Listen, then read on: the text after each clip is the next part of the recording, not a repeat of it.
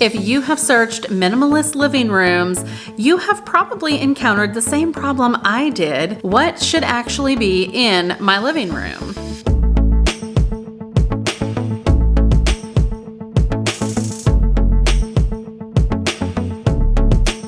Well, hello, I'm Mary Beth with At What Cost, where simple living and deep faith go hand in hand. So how do you transition your living area? Or, do you just get rid of stuff? Like, how do you actually go about setting up your living room to be more minimalist? And this is a common question I think that everybody has. So if you have asked these questions, you're definitely not alone. So what is in a minimalist living room? Well, it's pretty easy. You've got to have trendy, neutral furniture and plenty of plants, especially a snake plant or maybe a fiddle-leaf fig if that's what you have laying around. The walls should be white and any of your artwork should be neutral or even better, no artwork at all. And of course, a minimalist living room is nothing without a few macrame plant hangers, and you get bonus points if you've made them yourself. Well, of course, this is all in good fun, and I definitely do not want anyone to come coming for my minimalist card. I love the look of most minimalist living room. It's very clean. There's a lot of clean lines, and it's not overwhelming in any way. But I think for some of us, that's just not a design that we can embrace at this point. And if we're certainly starting our journey, getting all new furniture and completely revamping the way that everything looks is kind of counterintuitive to what simplifying our lifestyle is really all about. So what is a family of 5 with little kids who has furniture that they actually really like and is pretty sentimental in nature? Or, gasp, we don't like mid-century modern. I know. But there are people out there who feel that way. And of course, I do have neutral colored furniture, but in my defense, I've had these couches for probably 10 years, which is about 8 years longer than we have actually been practicing family minimalism. And the options were white or blue denim. And since it's not 1994 anymore, I just couldn't bring myself to do it. So we went with the white. They're slip covered, they clean up great, and they really do make the space feel less kind of heavy, especially because most of our other furniture is pretty dark. But that means that my living room is far from the Pinterest cover perfect minimalist living room, sorta. You see, there is one thing that most minimalists are super good at, regardless of our design choices, and that is letting things go. Whether it's downsizing our homes or getting rid of some of our belongings, donating things, saying goodbye to that sentimental item from 5th grade, you know the one. Or passing on some of those sales that we typically would try and take advantage of to stock up on things, or because we need a little retail therapy, passing on social engagements that fill up our calendar and make us feel like all we do is run from place to place. Whatever it is in the life of a minimalist, it's really focused more on letting go. And it's not always easy, but in the end, less stuff wins. Now, this is a faith-based channel, so if you're new around here, we are going to talk about how all of these principles relate back to our faith, especially in this idea of less stuff wins, because there is something to be a little bit cautionary about when we think of that. Tim Keller posted something on Instagram the other day that really resonated with me. In his post, he says, "An idol is anything more important to you than God. Anything that absorbs your heart and imagination more than God. Anything that is so central and essential to your life that should you lose it, your life would feel hardly worth living. Therefore, anything can be an idol." Wait a minute, is he talking about keeping things or getting rid of things? You see, both of these things can become an idol.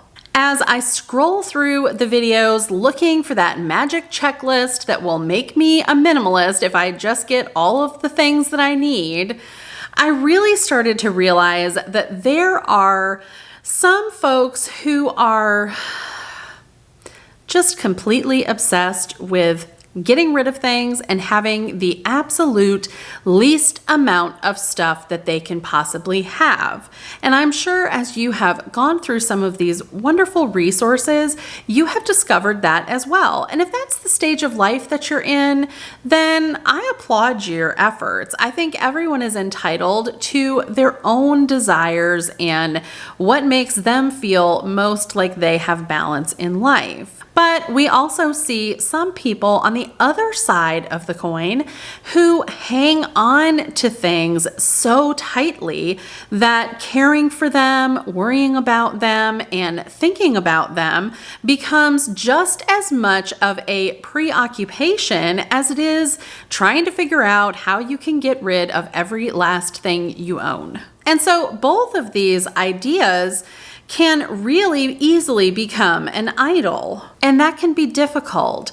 Like with any change, when we decide that we want to pursue this simplified lifestyle, we may look at the things in our home and feel overwhelmed and question, can I really get rid of these things? How will I ever achieve the outcome that I really desire while hanging on to all of these things or letting go of all of these things? What will happen if I actually take the step to live with less? There is a great verse in 1 Timothy chapter 6, and I'm sure you're familiar with it. We are going to look at that verse and a few after that to really help us hone in on our perspective when it comes to transitioning to this lifestyle of minimalism. So we're looking at 1 Timothy chapter 6, verses 6 through 10.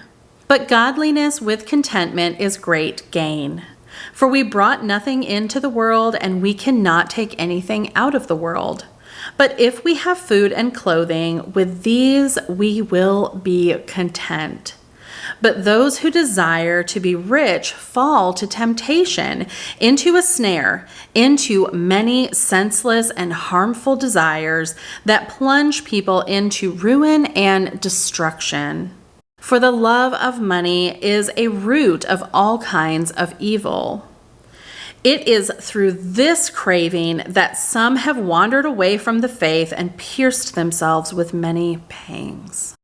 I'm sure you've heard the verse that money is the root of all evil, and it certainly is a biblical truth. We just read it right straight from the Bible. But I think we miss a good portion of what this actually says when we focus solely on the money, because what it really says is that the love of money is the root of all kinds of evil. So it's not necessarily the money or having things that actually drive us to that temptation. It's the love of that. Just like we talked about with an idol, it is the love of hanging on to things that we see because we perceive them to have some type of value that we just cannot live without. Or getting rid of so many things so that we can free up everything and have just the most amount of disposable income, and we can go and do whatever it is that we want. We hang on to that idea so tightly that it too becomes a temptation. And it tells us very clearly why this is such a problem. Right there in verse 10, it tells us that it develops a craving in us.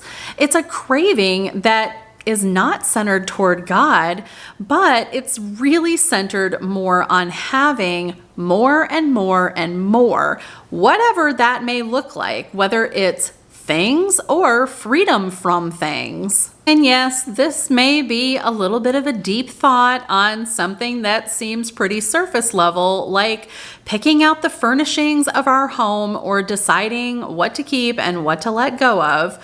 But when we look at things with a Christian worldview, becoming more rightly aligned with Christ is top of priority for us. this living room is not necessarily my favorite thing. I too can look at some of these wonderful videos and beautiful pins where everything is just clean and crisp and white and long for that kind of look. But the fact of the matter is, I have 3 boys at home who get things pretty dirty, and white walls would not last very long in my house. I also have furniture that is pretty, I don't know, not very pretty, but it is family heirlooms and functional, or it's things that my husband has made. And so the sentimental value of that, the way that it serves us, is really what I end up enjoying about this space. We have lots of room for fellowship with our friends and family. It's not too stuffy or intimidating. There aren't a lot of storage spaces that can sometimes trap things like books and piles of papers and movies and all of the things that sometimes end up in these rooms. And although many of these pieces hold sweet memories or sentimental value for us, I know that letting go of them, if we needed to, would be just fine to do. It wouldn't be the end of the world. It's comfortable and it serves us well. And there's not a whole lot to clean up, which leads me to our next point. Now, we are continuing on with our FlyLady experiment, so we are in the living room zone, or my living zones, so to speak, which means I completed all of the tasks in my living room, guest bathroom, our guest bedroom, and the 2 closets that are in this area, which is our hall closet where our kids hang up their book bags, and our closet under the stairs, which is where I keep all of our cleaning products, and a few other odds and ends. And I'll be honest with y'all, I love sharing these cleaning routines with you, but the fact of the matter is, washing the blinds and windows looks exactly the same in this room as it did when I did it in our bedroom. And vacuuming looks exactly the same as it did then. It just, literally, it just goes back and forth and it sucks. Yeah, I want to tell you about what I did this week in my zone cleaning and how I broke up all of these tasks into these 15 minutes or less a day tasks. So on Monday, I got rid of the cobwebs and I washed the slip covers. I also cleaned up underneath some of the furniture while I had the slip covers off. Tuesday, I finished cleaning up underneath the furniture and I dusted the blinds both in our living room and in our guest bedroom. On Wednesday, I washed all of the windows and wiped down the rest of the furniture. On Thursday, I cleaned up our guest bathroom, which was not very difficult because people don't use the shower and all that often. It really is just cleaning up the sink and the toilet and the floor in there, and that just takes almost no time at all. I also straightened up, dusted, and vacuumed our guest bedroom. So each day I did about 15 minutes or less. Some days I did less, some days maybe a minute or 2 more, but it really did take a lot less time than I anticipated, and I continue to really enjoy this FlyLady system. And I just realized that I did not put the ceiling fan on the list. So I need to do that. I need to do that before I get back in this zone next time. I hope this gave you a little peace of mind in growing into this lifestyle. This is not an overnight kind of thing, and it's really more about finding a balance that works for you rather than checking off items on a list. I'm so glad that we had an opportunity to visit today, and if you have not yet subscribed, I would love for you to hit that subscribe button and the little bell notifications so that you don't miss out on any of our upcoming videos. Thanks for watching, and I'll see you in the next one.